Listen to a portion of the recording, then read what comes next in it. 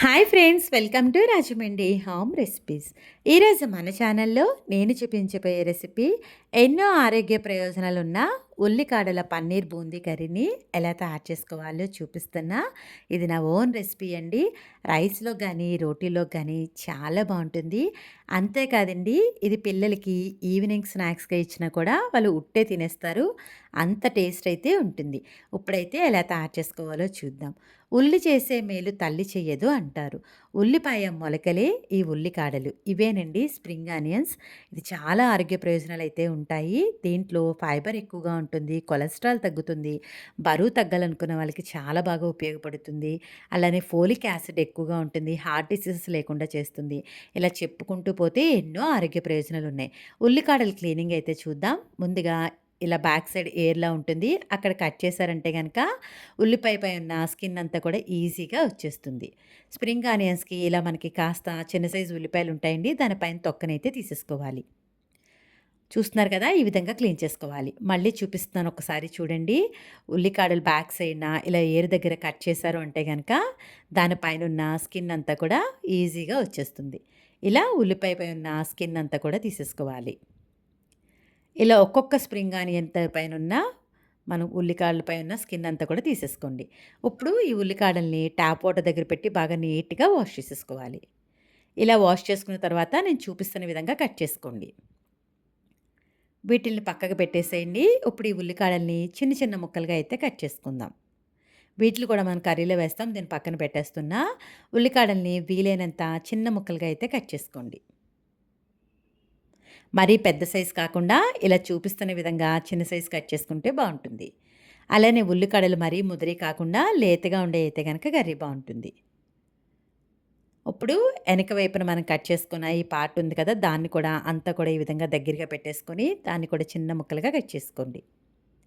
Spring ఆనియన్స్‌కి మనకి ఇలా చిన్న ఉల్లిపాయలు ఉంటాయండి. వీటిని పడేయనవసరం లేదు. వీటిని కూడా చిన్న ముక్కలుగా కట్ చేసేసి కర్రీలో వేసుకోవచ్చు. దీంట్లోకి మనం స్పెషల్‌గా ఆనియన్స్ ఏమీ కట్ చేయనవసరం లేదండి. ఇవే సరిపోతాయి. ఈ కర్రీని నార్మల్‌గా వండుకునే కన్నా కూడా ఇలా పన్నీర్ బూందీ కాంబినేషన్‌లో వండుకోండి, చాలా బావుంటుంది. 5 పచ్చిమిర్చిని చీలికల్లా కట్ చేసుకోండి. కర్రీ చేసుకోవడానికి స్టవ్ ఆన్ చేసి పాన్ పెట్టి బటర్ వేసుకోవాలి.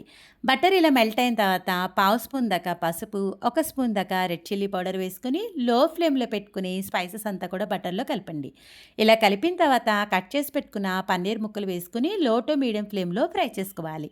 పన్నీర్‌ని మరీ క్రిస్పీగా ఫ్రై చేయనవసరం లేదండి. ఈ కర్రీకి లైట్‌గా ఫ్రై అయితే సరిపోతుంది. చూస్తున్నారు కదా, పన్నీర్ ఇలా లైట్‌గా కలర్ చేంజ్ అయిన తర్వాత ఒక ప్లేట్‌లోకి పన్నీర్ క్యూబ్స్ అంతా కూడా తీసేసుకోండి. అదే ప్యాన్‌లోకి మరికొద్దిగా ఆయిల్ వేసుకోవాలి. కట్ చేసి పెట్టుకున్న ఆనియన్, పచ్చిమిర్చి వేసుకోండి.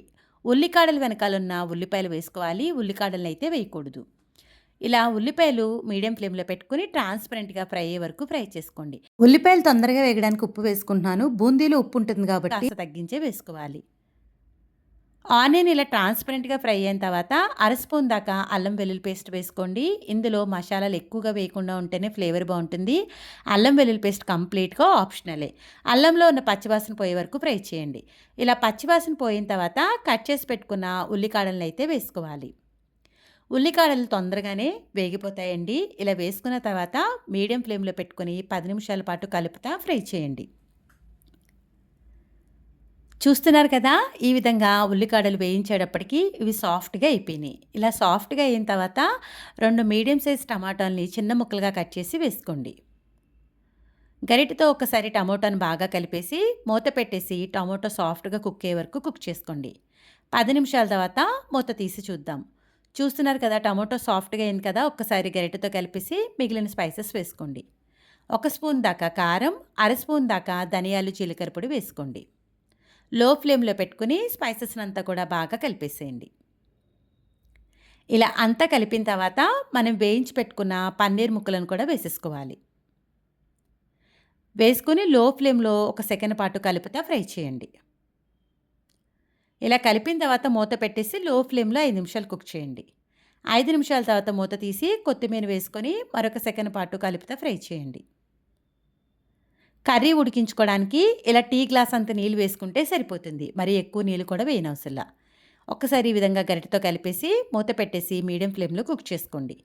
10 నిమిషాల తర్వాత మూత తీస్తే వాటర్ చూస్తున్నారు కదా! ఈ విధంగా బాయిల్ అవుతుంది. బాయిల్ అవుతున్నప్పుడు దీంట్లోకి ఒక కప్పు నిండా బూందీ వేసుకోండి.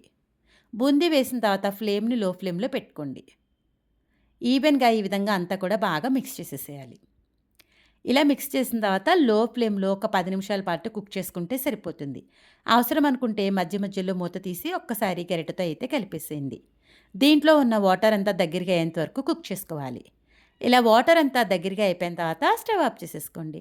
అంతే, ఎంతో సింపుల్ అండ్ టేస్టీగా చేసుకునే ఉల్లికాడల పన్నీర్ బూందీ కర్రీ అయితే రెడీ అయిపోయింది. ఉల్లికాడలతో పన్నీర్ బూందీ కర్రీ తయారు చేయడం ఇంత ఈజీయా అనిపించిందా? వీడియో నచ్చిందా?